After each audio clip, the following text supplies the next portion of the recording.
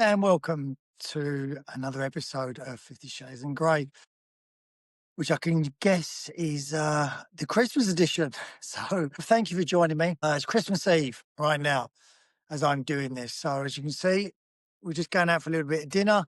And it's one of the only times that I actually wear a suit. So I quite enjoy that. And that's what I wanted to talk to you about in this episode was about Christmas, the expectations of Christmas, because I've been speaking to so many people this year, and so many of them have said, and due to social media, really, about the expectation of Christmas now.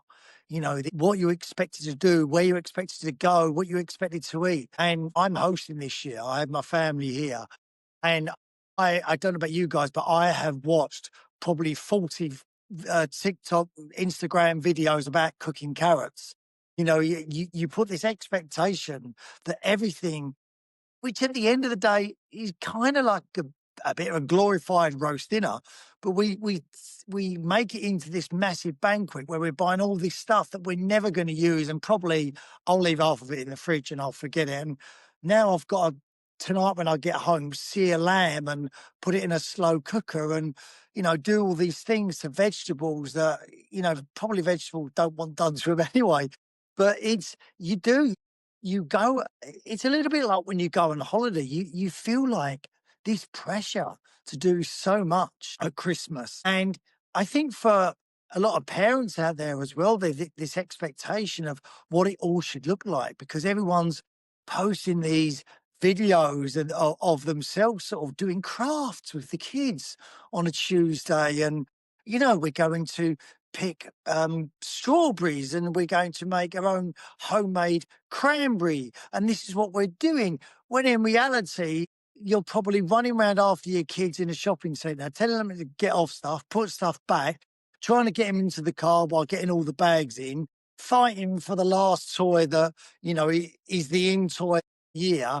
And then you're going onto your phones and then you're seeing this idyllic Christmas time when everything is delivered from Marks and Spencer's, where it's all prepared for you, where everything is done and everything is calm, and you're not still up at 1:30 in the morning wrapping presents for someone that you barely ever see in your life. You're now sort of floating around having a glass of champagne and everything's great. And you should be in Lapland. That's where you should be this time of year. You should be in Lapland because that's where everyone goes. And everyone's at these beautiful places surrounded by snow and sledding. And, and the reality is that for most of us, we're in grey drizzle fighting with some bloke in Sainsbury's over the last cracker or piece of paper that you're going to wrap someone's present in. And I think that, Christmas growing up, I remember Christmas as being so different. Christmases seem less complicated, probably because we were kids, right? I mean, I'm sure the kids would say this when they grow up, that Christmases used to be less complicated. But I remember my nan, because we lived with my nan actually didn't decorate the house till Christmas Eve, and she'd do it once we went to bed. Everyone used to make their own decorations. It used to be tinsel everywhere, those paper chains that she'd spend hours and hours making. And used to come down in the morning and it looked magical. It wasn't magical, but it looked magical when you were sort of 7 or 8. But in reality, it was a load of coat hangers covered in tinsel with baubles hanging off them. But it was everywhere. It was like you couldn't see tree for tinsel and baubles and fairies.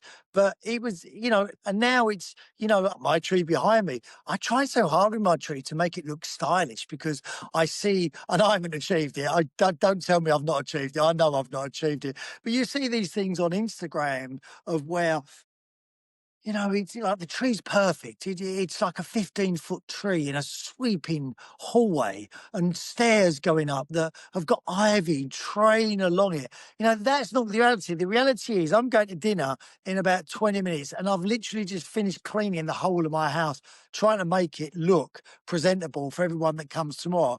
Knowing full well they're only going to be here for 10 minutes and it's going to look crap again. There's going to be stuff on the floors. This is the only time my house looks tidy, when it's about to get untidy, because I do it when people are coming.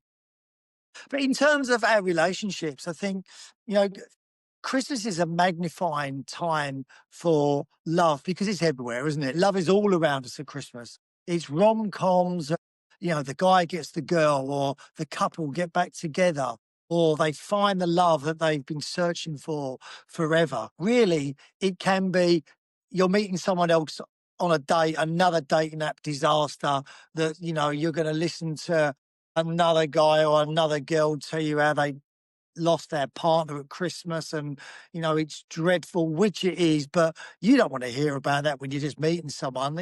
Save that for later on in the relationship if it ever goes anywhere. You just want to feel sometimes at Christmas that you're not alone, and I think that's the most important thing that I've learned about Christmas. It's because right now, I'm going to be honest, I don't feel Christmassy one iota, not a single bit. Hopefully I will do, but at the moment I don't. But I'm looking forward to spending time with my family because this year I've got my brother back from New York, and my other brother is coming over Boxing Day as well. And my mum's here as well. And realistically, especially when you get to midlife and things happen so quickly, you never know. And I never know in my situation when we're all going to be together again. You know, th- Hopefully not. But this could be the last time that the four of us sit around a table together. And it does it makes me quite emotional because that's what I'm going to be thinking about tomorrow. No, not all day in a depressive way. Obviously, I'll be thinking about it as I'm getting drunk on champagne and arguing with the rest of my family, telling them how much I hate them and why they don't do anything for me, which they do, obviously. But yeah, they're the things that these times are, you don't know how many there are. I was thinking, and my son said to me the other day, he said, the probability is that you four will get together might only happen another 4 or 5 times before you're not there, one of you's not there anymore. And it is like you do think, geez, and when you look at it that way, it does make you want to stay away from the political arguments that often happen at Christmas and all the why didn't you do this for me when I was growing up arguments, because we all see things a different way.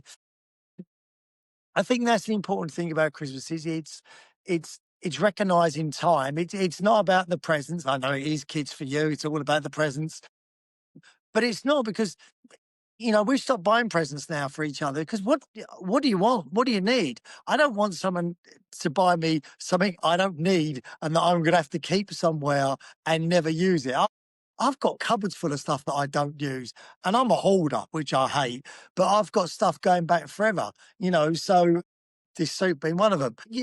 I just we don't need any more stuff. And if you want stuff, you buy it. It's like there was loads of stuff that I needed to put on this Christmas, but I went out and bought it all, and that's what you do. And I was thinking, oh, I could have asked for this for Christmas, but you want stuff when you want it. It's very seldom you get to Christmas. I think with partners and your husband and your wife, it's nice and you can do things. But I find that a lot of people now are buying tickets to something because it's an experience that again you can all do together, and that'd be a great thing to do at Christmas instead of buying a present. Say, right, we're going to do this again soon, and here's the date. This is what we're doing. We're doing this restaurant, this event, and we're all doing it because you might take those few occasions that you've got left together, you might add one more into them, which is always nice. But for those of you that are finding that Christmas is a bit of a trigger for emotional times, because lots of things at Christmas, especially, is a time to reflect because you're getting towards an end of a year. You're getting towards starting a clean slate, and you sometimes look back over things that have happened in this year or previous years.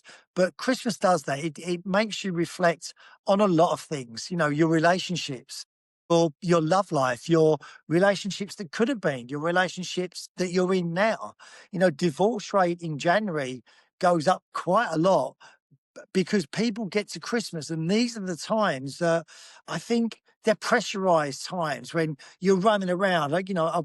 In Sainsbury's today, went there, and you can see people just stressed out, getting stuff, getting this, getting that, having arguments, and about absolute stupid crap. And these these cracks that are maybe small cracks all year suddenly start to become like big crevices and then turn into canyons by Christmas Day. And I know through a lot of people that I've spoken to that have come out of relationships, Christmas time was one of those times that when they really thought, I don't want to be here anymore. I don't want to do this anymore with this person. And that's been one of the times when they've realized that they want something new, but they want to start something new. So it can be a trigger for that. It can also be a trigger for those that look back upon people that they've lost and they yearn for them to be there again. That love that they've lost, whether it be a family member or a loved one, and they miss those times where those great times that they spent together, that where Christmases were great to them. And I think also Christmas does that to people. It gives them a time where they're allowed to miss those times of love. They're allowed to miss those people that made those moments special. And they're looking at new moments, maybe with new people, or maybe you're looking at what's in store for you next. And we spoke about that again a lot, where we've said, especially if you're single, the most exciting thing about being single is your life's not over. You don't know what's going to happen. And life is about moments, I think. There's those moments in life that make you sit up and take notice. They make you laugh. There is moments that make you cry, but life is about great moments. And the more great moments that are in your life, the luckier you will be. And the luckier you've been, I guess, for those that have had so many great moments. And they're not moments that are made maybe in Lapland, or moments that are made in in sort of crafts and all these other great things that you think people are doing. Moments are made in just like those little times where you sit back and you watch something and you think, this is great. For me, it'll be tomorrow. Like I said, with my two brothers, and they're the moments that you're never going to be able to replace. You can't buy. You can buy a holiday at Lapland or wherever it is you may want to go to, the North Pole. But there's moments where you're all together in a room and they're hard to get back once they're gone. So for me, that's what I'm going to enjoy tomorrow. And I hope all you guys have that fun as well and have those moments where you just sort of sit back and go, yeah, whether that's watching your kids or watching your family's kids all together and all the cousins and whatever it may be. And for those of you that are spending Christmas tomorrow on your own, the other thing to remember is one day. Christmas is one day, and it could be any day. I realised tonight when I was doing all this, I was thinking, oh God, I bet everyone's out. It's Christmas Eve, and I bet everyone's out in the afternoon having drinks, which I've done before when I've had no responsibilities because I'm going to someone else's house. Then I thought, but there's going to be loads of those moments. Those moments happen all the time in the summer. I literally can do that every weekend. It's just one day because we build Christmas into this thing that it is magical and it is special. But it's more magical and special for kids because it's the Santa Claus belief. It's all that magic of presents and wrapping. And as you get older, and once that all goes, you tend to look at the more simplistic things. And, you know, Christmas is one day. That's all it is. It's one day where it's a great day, but it could be any Sunday. It could be any Sunday dinner. It could be any roast dinner. So if you are on your own, guys, then enjoy that time the way you're not arguing with people and you're not wishing that someone hadn't bought you a jumper or, realizing that you'd forgot something and forgot this and that. And I hope you have a great day. So I just wanted to say, as we're getting close towards the end of the year, thank you for all your support. Thank you for your wishes and thank you for following. We're really looking forward to next year, another series of the podcast, and we've got some great guests lined up. And keep supporting, keep following, keep driving the numbers up. And we was in the top 10% this year of podcasts. So he's great. It's a really great achievement. And then I realised I could be in the top 10% of a million, which then doesn't seem to mean that great. It doesn't seem to be a lot, but it's still the top 10%, right? So thank you for following 50 Shades of Grey. I hope you enjoy it. More relationship stuff next year, more dating. We'll get you all out there dating. Let me hear about your stories. Let me hear about your triumphs. Let me hear about your disasters, and we'll talk about them on here. But have a great day tomorrow. Enjoy your Christmas and catch up with you soon. Take care. Bye bye.